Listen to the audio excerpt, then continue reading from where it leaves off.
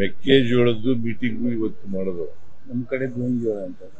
ಮೆಕ್ಕೆಜೋಳಕ್ಕೆ ಈ ಸಾರಿ MSP ನಿಗದಿಯಾಗಿರ್ತಕ್ಕಂಥದ್ದು ಒಂದು ಕ್ವಿಂಟಾಲ್ಗೆ 2,400 ರೂಪಾಯಿ.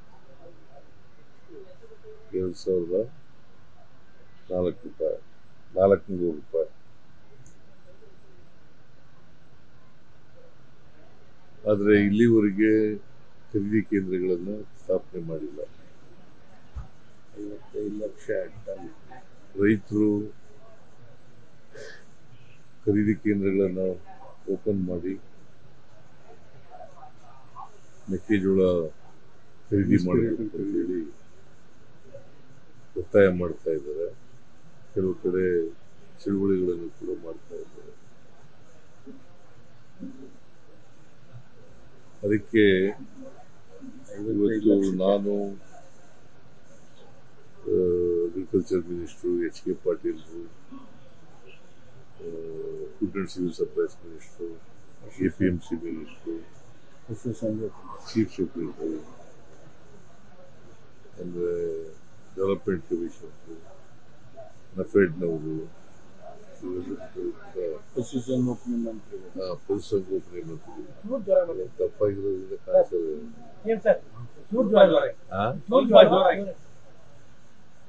ಜೋರಾಗ ಕೇಳಿಸ್ತಾ ಇಲ್ಲ ನಿಮ್ಗೆ?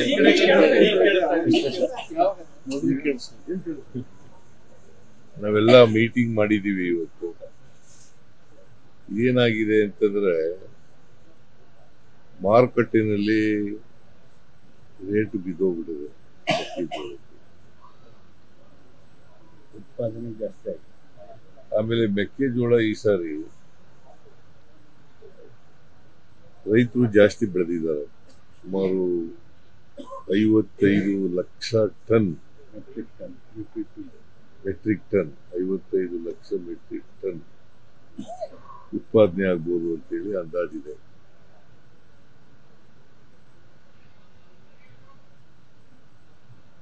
ಈ ಮಧ್ಯೆ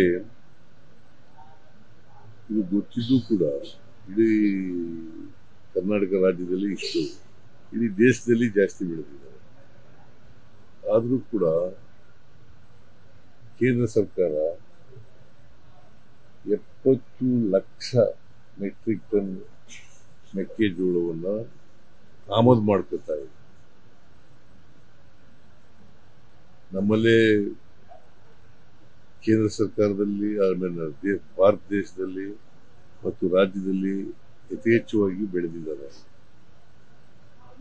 ಅವರು 70 ಲಕ್ಷ ಮೆಟ್ರಿಕ್ ಟನ್ ಮೆಕ್ಕೆಜೋಳವನ್ನು ಆಮದು ಮಾಡ್ಕೋಬೇಕಾದಂತ ಅಗತ್ಯ ಇರಲಿಲ್ಲ.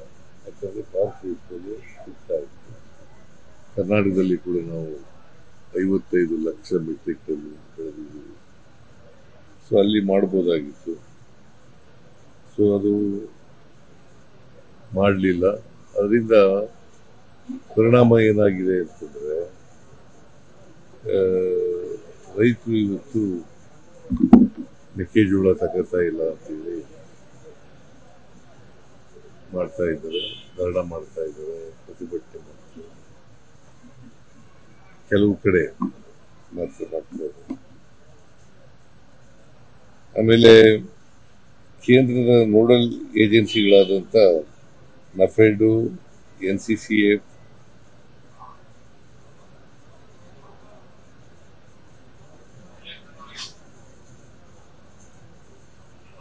ಅವು ಕೊಂಡ್ಕೋಬೇಕಾಗಿತ್ತು.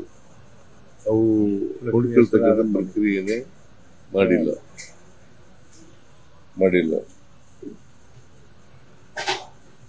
ಆಮೇಲೆ ಡಿಸ್ಟಿಲರಿಗಳಿದಾವಲ್ಲ ನಮ್ಮ ರಾಜ್ಯದಲ್ಲಿ, ಅವು ಮಾರುಕಟ್ಟೆಯಲ್ಲಿ ಕಡಿಮೆ ಬೆಲೆ ಸಿಗ್ತದೆ ಅಂತ ಈಗಾಗಲೇ ಕೊಂಡ್ಕೊಂಡ್ಬಿಟ್ಟಿದ್ದಾವೆ. ಇದು ನಮ್ಮ ನಿಯಮಗಳನ್ನ ಉಲ್ಲಂಘನೆ ಮಾಡಿರ್ತಕ್ಕಂಥದ್ದು.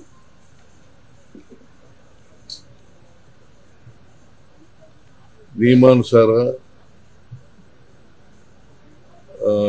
ಡಿಸ್ಟಿಲರಿಗಳು ಮೆಕ್ಕೆಜೋಳ ಕೊಂಡ್ಕೋಬೇಕಾಗಿತ್ತು. ಅವು ಕೊಂಡ್ಕೊಳ್ಳಲಿಲ್ಲ. ಈಗಾಗಲೇ ಮಾರುಕಟ್ಟೆಯಲ್ಲಿ ಕೆಲವು ಮಾರುಕಟ್ಟೆನಲ್ಲಿ ಕಡಿಮೆ ಬೆಲೆಗೆ ಸಿಕ್ತಿತ್ತಲ್ಲ ಮಾರುಕಟ್ಟೆಯಲ್ಲಿ ಕೊಂಡ್ಕೊಂಡ್ಬಿಟ್ಟಿದ್ದಾರೆ. ಅದರಿಂದ ನಾನು ಡಿಸ್ಟಿಲರಿಗಳಿಗೂ ಕೂಡ ಮಾತಾಡುವಂತ ಹೇಳಿದ್ದೀನಿ ಅಧಿಕಾರಿಗಳಿಗೆ. ಮತ್ತೆ ಕೊಂಡ್ಕೊಳ್ತಕ್ಕಂಥ ಮಾರುಕಟ್ಟೆಗೆ ಎಂಟರ್ ಆಗ್ತಕ್ಕಂಥ ಕೆಲಸವನ್ನು ಮಾಡಬೇಕು.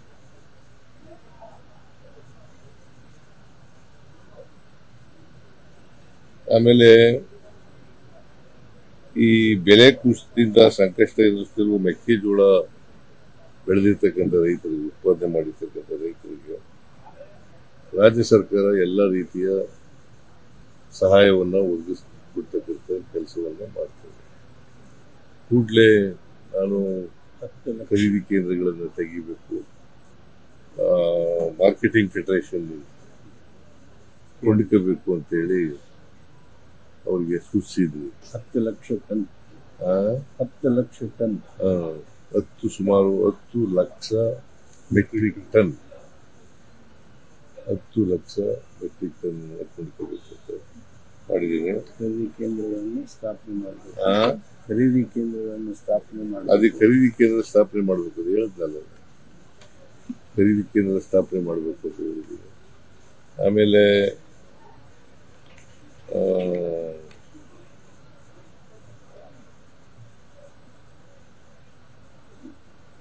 ಕೇಂದ್ರ ಸರ್ಕಾರಕ್ಕೆ ಒಂದು ಪತ್ರನೂ ಕೂಡ ಬರೀತೀವಿ.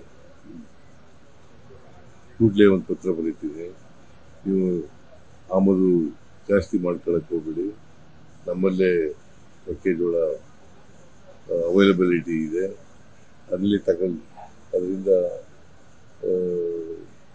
ಆಮದು ಮಾಡ್ಕೊಳ್ತಕ್ಕಂಥದ್ದನ್ನ ನಿಲ್ಲಿಸಬೇಕು ಅಂತ ಒತ್ತಾಯ ಮಾಡಿ ಬರೀತಕ್ಕಂಥ ಕೆಲಸವನ್ನು ಮಾಡ್ತೇವೆ.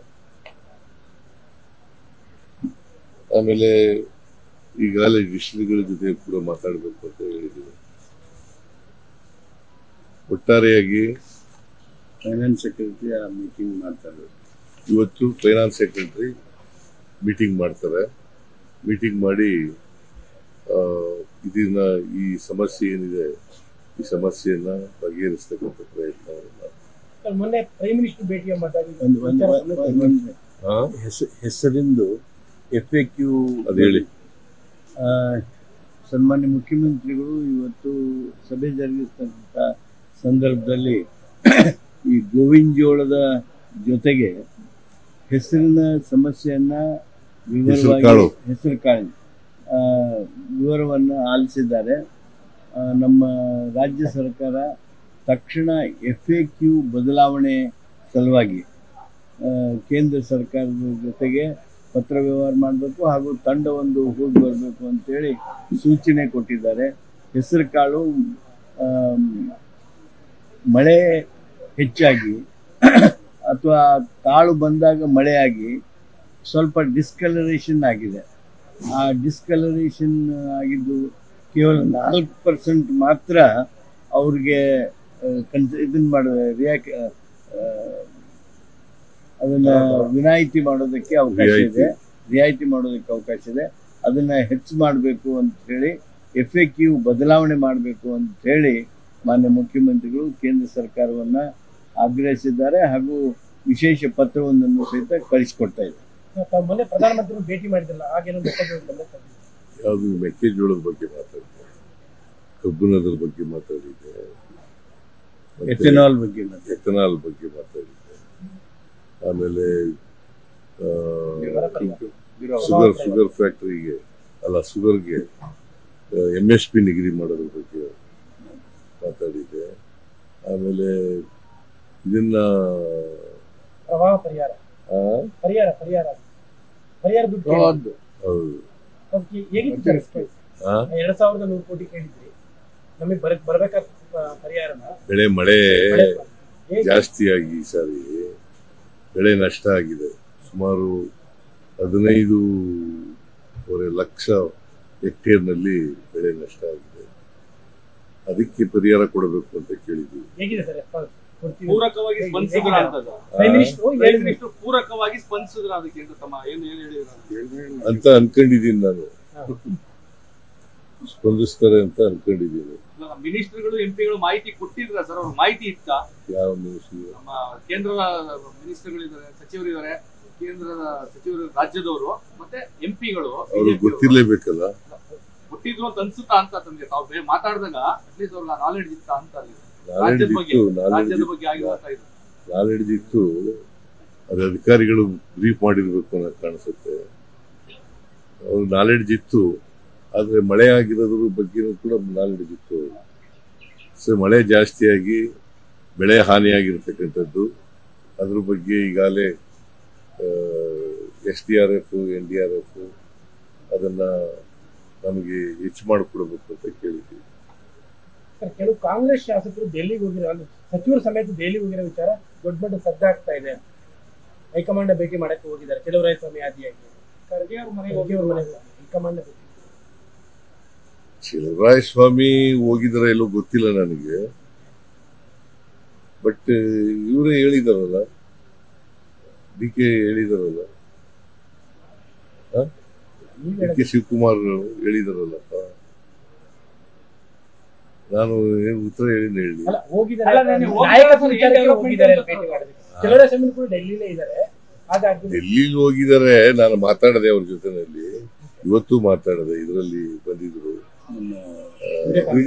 ವಿಡಿಯೋ ಕಾನ್ಫರೆನ್ಸ್ ನಲ್ಲಿ ಕೂಡ ಬಂದಿದ್ರು. ಅವ್ರು ಮಾತಾಡಿದಾಗ ನಾನು ಬಂದಿರೋದು ಕೇಂದ್ರ ಸರ್ಕಾರದ ಕೃಷಿ ಸಚಿವರನ್ನು ಭೇಟಿ ಮಾಡಕ್ ಬಂದಿದ್ದೀನಿ ಅಂತ ಹೇಳಿದ್ರು. ನೀವೇ ಮುಂದಿನ ಬಜೆಟ್ ಮಂಡಿಸ್ತೀನಿ ಅಂತ ಮೊನ್ನೆ ತಾನೇ ಹೇಳಿದ್ರಿ.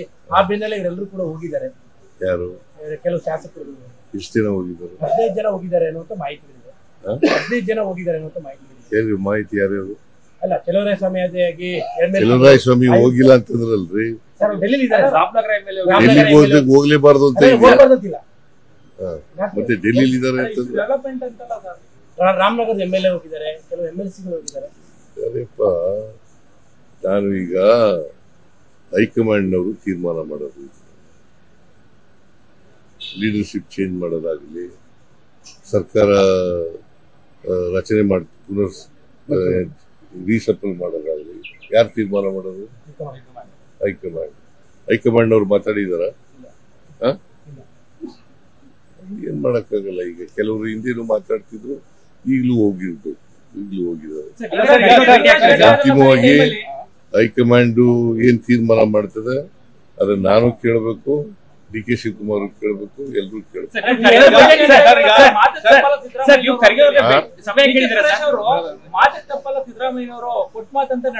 ಹೌದು, ಈಗಲೂ ಮಾತು ತಪ್ಪಲ್ಲ. ನಾನು ಎಲ್ಲ ಗ್ಯಾರಂಟಿ ಯೋಜನೆಗಳನ್ನೆಲ್ಲ ಜಾರಿ ಮಾಡಿದ್ದೀನಿ.